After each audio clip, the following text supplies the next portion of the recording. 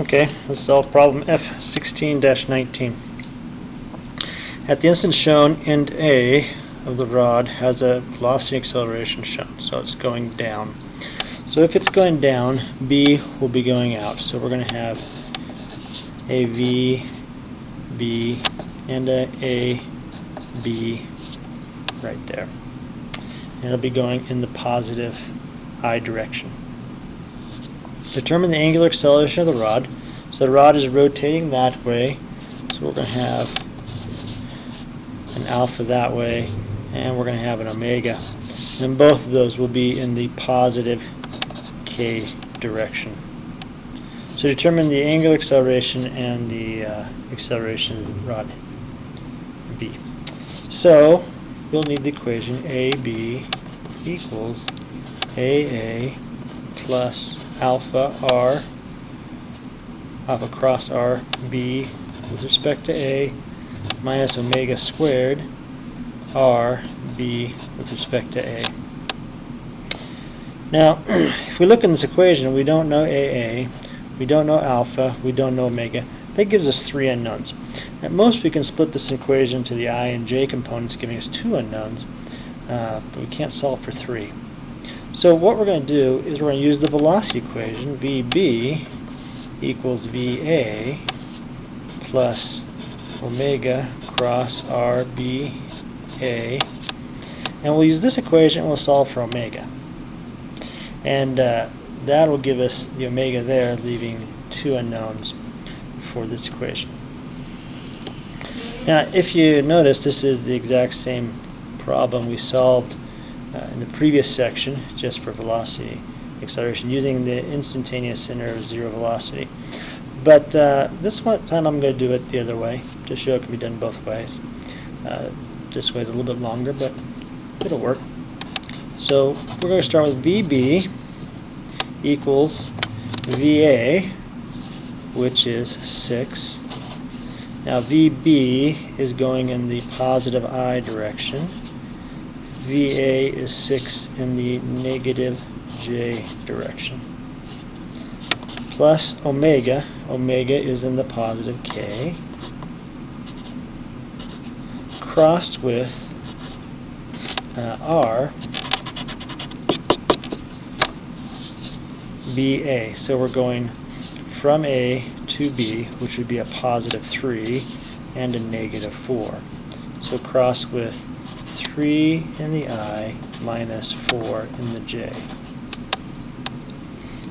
Okay. Setting up the cross product.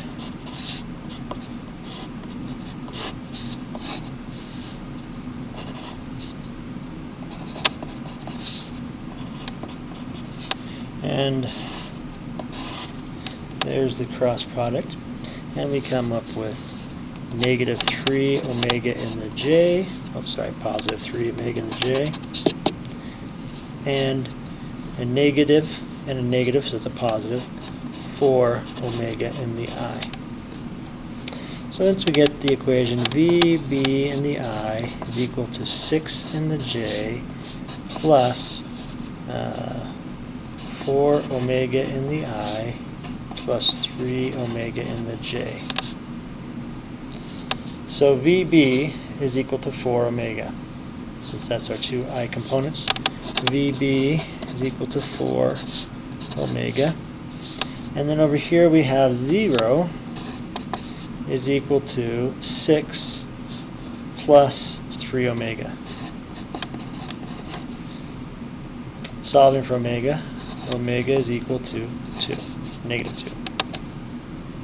2. Oh, sorry, I dropped my negative sign there and there, making this a positive 2. Putting 2 into there, and VB is equal to 8. Now that we have omega for this equation, we can solve this. So AB is in the positive I direction. AA is 5, negative 5 in the J direction. Alpha cross R. Now that is the same cross product we just did here, because this was omega cross the same R. So all we got to do is change our omegas to alphas, and we got 3 alpha in the J plus 4 alpha in the I minus omega squared times R BA, which is 3I minus 4J. Okay. So now we line up our I's and J's. So A and the B is an I equals 4 alpha and negative 12 and the I right there, 4 times 3, so negative 12. Now we'll line up our J's. We got 0 over here, so 0 is equal to negative 5 plus 3 alpha, and 4 times 4 is 16, double negatives positive 16. So negative 11 is equal to 3 alpha, subtracting 5 from 16, subtracting the other side, and alpha is equal to a negative 3.67. And now that we have that, we can put that directly into there, and AB is equal to 4 times negative 3.67 minus 12, and AB is equal to 26.7 meters per second squared. I should put meters per second here.